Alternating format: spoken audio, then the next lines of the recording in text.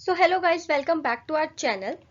आज हम डिस्कस करने जा रहे हैं कुछ बेसिक इंग्लिश वर्ड्स जो आप हर रोज यूज करते हैं। आजकल आपको पता ही है कि इंग्लिश यूज करना ये एक नेसेसिटी हो गई है। ऐसे कुछ वर्ड्स होते हैं इंग्लिश में जो बहुत ही सिमिलर होते हैं और इसीलिए किसी से भी गलती हो सकती है इनको प्रोनाउंस करने के टाइम पे, यूज करने के टाइम पे। तो हम अभी करने क्या वाले हैं, हम ऐसे कुछ वर्ड्स देखेंगे जो हर दिन आप यूज करते हो। इसे कहाँ कैसे यूज करना है, कहाँ कैसे यूज नहीं करना है, उसे हम ब्रीफली डिस्कस करने वाले हैं। सबसे पहले जो वर्ड्स है वो है हमारे जहन में देन और देन।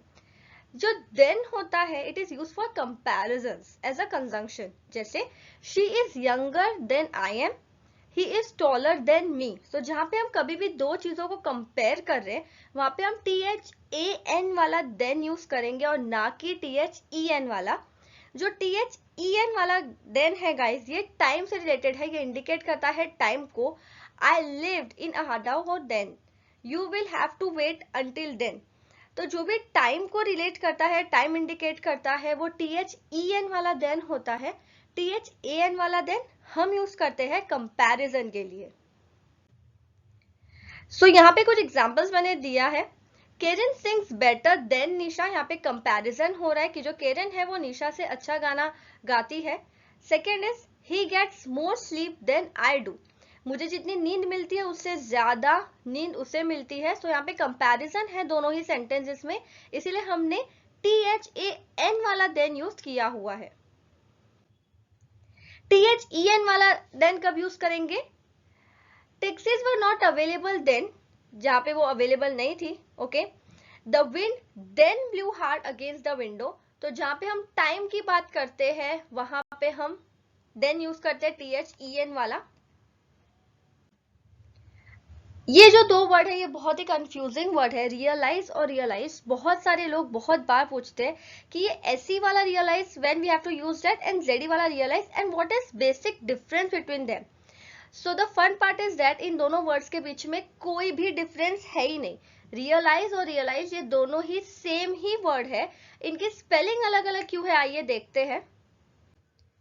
जो रियलाइज है ये एससी वाला, दरअसल ये ब्रिटिश इंग्लिश में यूज होता है, और ये जो रियलाइज है जेडी वाला ये कनेडियन और अमेरिकन इंग्लिश में ये यूज होता है। इंडिया में हम ज्यादा ब्रिटिश इंग्लिश यूज करते हैं तो हमें हमारे लिए ये रियलाइज ये वर्ड बहुत ज्यादा कॉमन है। दोनों वर्ड में कुछ भी डिफरेंस नहीं है, they are spellings of the same word and both are use to varying degrees throughout the English speaking world. तो यहाँ पे कुछ भी डिफरेंस यहाँ पे है नहीं। देर और देर ये कब यूज होता है? जो THERE देर है ये रिफर करता है प्लेस को, जगह को। तो THERE वाला देर हम कब यूज करते हैं? जब हम किसी जगह को, किसी प्लेस को इंडिकेट करने की कोशिश कर रहे हैं। THEIR वाला देर ये बिलोंग करता है, ये एसोसिएट करता है ग्रुप ऑफ पीपल को। जब हम इंसानों की बात कर रहे हैं, जब हम कुछ इंडिकेट करना चाह रहे हैं तो हम THEIR वाला देर जो है वो यूज करते हैं। जो आप इमेज में देख सकते हैं THEIR वाला जो देर है वो लोगों को इंडिकेट करने के लिए यूज किया जाता है, और THERE वाला जो देर है ये हम जगह को डिनोट करने के लिए यूज करते हैं। एग्जाम्पल्स मैंने नीचे दिए हैं। I have never been there, ये जगह की बात हो रही है। I have never been there before, मैं यहाँ इससे पहले कभी नहीं आया।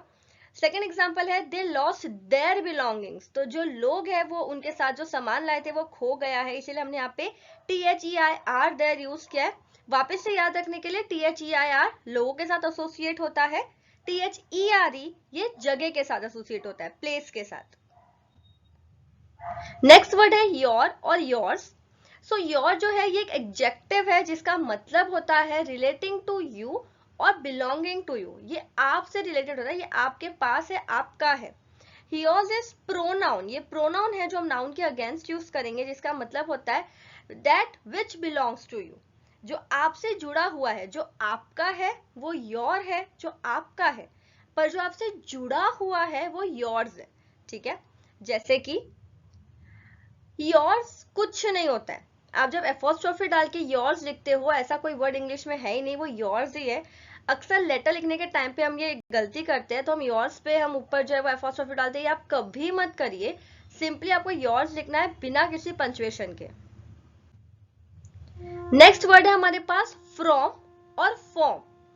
फ्रॉम फॉर्म में क्या डिफरेंस है, आइए देखते हैं। From means with the source or provenance of at when used as preposition. From means to do with shape or an official document when used as noun. अब इन दोनों के बीच में आपको डिफरेंस समझा देती हूँ। फ्रॉम मतलब अगर आप कहीं पे किसी के प्रीपोजिशन यूज कर रहे हैं, कोई सोर्स आप डिनोट कर रहे हैं, तो उसे हम फ्रॉम बोलते हैं। अगर आप किसी ऑफिशियल डॉक्यूमेंट की बात कर रहे हैं या किसी शेप चेंजिंग की बात कर रहे हैं तो हम उसे फॉर्म बोलते हैं, ठीक है। फ्रॉम हम सोर्स की बात कर रहे हैं, I graduated from Texas university, तो मैंने फ्रॉम यहाँ पे सोर्स बताया। The water took the form of ice, यहाँ पे शेप बदल गया, फॉर्म बदल गया। या ब्रिंग मी फॉर्म नंबर 16, तो इस तरीके हम डॉक्यूमेंट की यहाँ पर जो है वो बात कर रहे हैं। एग्जाम्पल्स मैंने यहाँ पे काफी दे रखे हैं। I need form number 16, where are you from, आप कहां से हो। I will start from tomorrow, the form of water has changed, तो जब आप टाइम की बात कर रहे हो तो आप फ्रॉम यूज करोगे। फॉर्म आप यूज करोगे जब आप किसी ऑफिशियल डॉक्यूमेंट की बात करो, या शेप अगर किसी चीज का चेंज हो रहा है तो ही आप फॉर्म यूज करोगे। ओके, सो ये लास्ट में एक छोटी सी एक्सरसाइज है। अगर आपको ये पूरी स्लाइड समझ में आ गई है किधर क्या यूज करना है, सो डेफिनेटली इसे आप फिलअप करिए। I am dash Mumbai from या फॉर्म, आर दे योर या योर्स पेरेंट्स, फॉर्म या form the queue, I found a big pothole, there या देयर। तो इस तरीके से जो है ऊपर आपको ब्लैंक्स दिया गया है, आपको यूज करके इसका करेक्ट आंसर बताना है। सो कमेंट सेक्शन में डेफिनेटली ट्राई करिए। अगर आपको फिर भी कुछ डाउट होगा तो वहां पे आप पूछ सकते हैं, हम डेफिनेटली रिप्लाई करेंगे। ओके, सो ये एक्सरसाइज है। बेटर लर्निंग के लिए और ज्यादा इंप्रूवमेंट के लिए, डेली न्यूज़ेस, डेली अफेयर्स के लिए हमारे चैनल को फॉलो करिए। Thank you.